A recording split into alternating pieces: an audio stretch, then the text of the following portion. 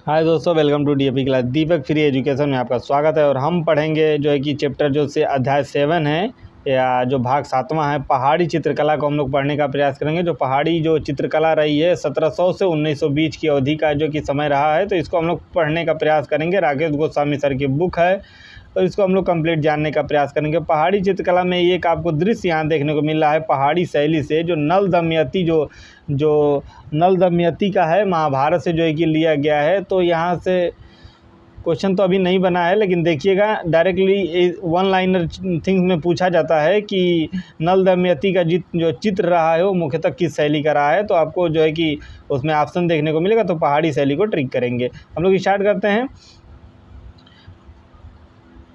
पहाड़ी चित्रकला मुख्यतः किस क्षेत्र की है? तो पंजाब और हिमाचल की पहाड़ियों के बीच का जो क्षेत्र है वो पहाड़ी चित्रकला की जो है कि मुख्य शैली देखने को मिलती है। पहाड़ी शैली की खोज सर्वप्रथम किसने किया था? तो मेटकाफ ने जो है पहाड़ी चित्रकला शैली की जो है खोज किया गया मेटकाफ के द्वारा। अगला देखते हैं, मेटकाफ के पश्चात किस विद्वान ने पहाड़ी चित्रकला की विस्तृत जानकारी 1910 में दी? तो डॉक्टर आनंद कुमार स्वामी के द्वारा जो है कि ये दी गई थी। अगला क्या है,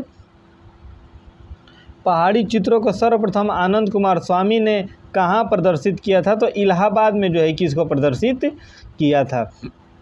डॉक्टर आनंद कुमार स्वामी ने 1916 में अपने ग्रंथ राजपूत पेंटिंग में पहाड़ी चित्रों को कितने भागों में जो है कि बांटा गया है? तो ये मुख्यतः 2 भागों में बांटा गया है। जो राजपूत पेंटिंग में जो इनके जो चित्र हैं मुख्यतः इनको 2 भागों में बांटा गया है। पहला कागड़ा, इसको थोड़ा स्क्रॉल करके ऊपर ही कर लेते हैं तो देख लेते हैं। देखिए यहाँ पे जो कि कागड़ा शैली 2 भागों में बांटा गया है। एक कागड़ा सुकुमार कलम वाला और डोगरा शैली जो जम्बू वाला जो क्षेत्र रहा है, इस तरीके से 2 भागों में इसको बांटा गया है। अगला देखते हैं, पहाड़ी शैली का जन्म हुआ था। तो पहाड़ी शैली का जो जन्म हुआ था दोस्तों वो कहाँ से हुआ था? तो वो लोक कला से जो है कि पहाड़ी शैली का जो जन्म है वो लोक कलाओं से हुआ था। पहाड़ी पेंटिंग किस समय विकसित हुई? तो जो प्रारंभिक जो समय रहा है 18वीं शताब्दी में, जो विलंबित 19वीं शताब्दी के आसपास, मतलब 18वीं के प्रारंभ में और 19वीं का जो सानिध्य रहा है, इसके जो है कि बीच का जो समय रहा है, इसमें जो है कि इसका विकास हुआ है। पहाड़ी शैली का समय कब से कब तक माना जाता है? तो अभी ऊपर ही देखा गया था, तो 1700 से 1900 के बीच की जो अवधि रही है उसे पहाड़ी शैली का जो माना जाता है। राजस्थानी शैली आप देख सकते हैं मुग़ल शैली के समकालीन थी। तो इस तरीके से एक दूसरे को जोड़कर भी जो चीज़ें याद रख सकते हैं। पहाड़ी चित्रकला पर विद्वानों द्वारा लिखी गई महत्वपूर्ण पुस्तकें कौन कौन सी हैं, ये आप लोग देखते हुए चलिएगा। यहाँ से क्वेश्चन हर बार बनते हैं और इस बार भी बनेंगे आपके। तो ओशी गांगुली का है masterpieces of Rajput painting.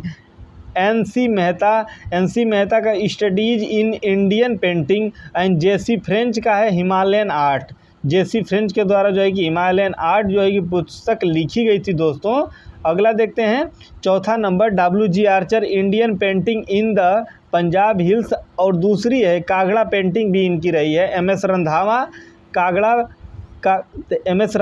कागड़ा valley painting, Krishna legend in Pahari painting, Basoli painting जो है कि इनके महत्वपूर्ण जो है कि दृश्य देखने को मिलते हैं। ये यहाँ इनके जो भी पुस्तकें हैं यहाँ इसका ब्यौरा दिया गया। देखिए कार्ल खंडवाले का, तो कार्ल खंडवाले को हम लोग देखते हैं तो पहाड़ी मिनिएचर जो पेंटिंग रही है वो कार्ल खंडवाले जी की रही है। तथा FN एजामुद्दीन पहाड़ी painting and 6 portrait in Lahore museum जो कि इनकी मुख्यतः जो कि पुस्तक रही है। तो ये आप लोग देख लीजिएगा दोस्तों, और इसको आप सीधा डायरेक्टली इसको याद करने की कोशिश करिएगा। ये चीज़ें याद हो जाएंगी तो वन लाइनर फॉर्म में ठीक रहेगा। एक बार क्वेश्चन पढ़िए, एक बार में आंसर दीजिए।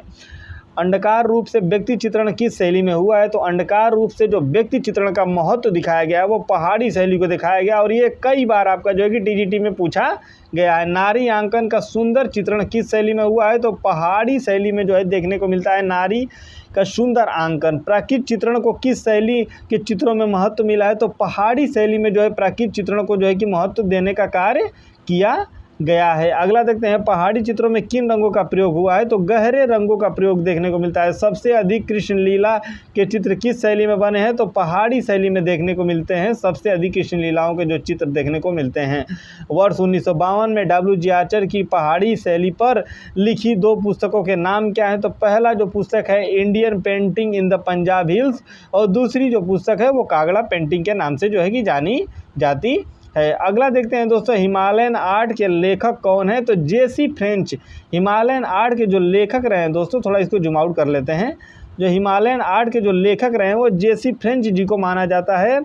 पहाड़ी चित्रों की संख्या है, तो पहाड़ी चित्रों की जो संख्या है वो 50,000 है। डॉक्टर राधा कमल मुखर्जी के अनुसार इन्होंने इसको जो है कि 50,000 चित्रों की जो है संख्या मानी है, जो कि पहाड़ी पेंटिंग में निर्मित किए गए हैं। अगला क्या है, पहाड़ी कला के शासकों के दैनिक जीवन से संबंधित चित्र कहाँ अधिक बने हुए देखने को मिलते हैं, तो जो पहाड़ी कला के जो शासकों के जो दैनिक जीवन से संबंधित जो दृश्य देखने को मिलते हैं, बलवंत सिंह के दैनिक जीवन से संबंधित जो चित्र जम्मू शैली तथा संसार चंद के दैनिक जीवन के संबंध में चित्र तीरा सुजानपुर में कागड़ा शैली में अधिक बने हुए देखने को मिलते हैं। यहाँ से ऐसे नहीं पूछा जाएगा, यहाँ डायरेक्ट पूछा जाएगा कि कागड़ा शैली में पहाड़ी शैली में जो भी चित्र बने हैं वो मतलब किन किन जो शासकों के जीवन पे आधारित हैं। यहाँ से इस तरीके से 4 ऑप्शन देके पूछेगा, तो आप लोग को कंफ्यूज नहीं होना है और इन सवालों का सही जो है कि जवाब देते हुए चलना है। हम जब प्रैक्टिस सेट लेके आएंगे तो इन सारे क्वेश्चन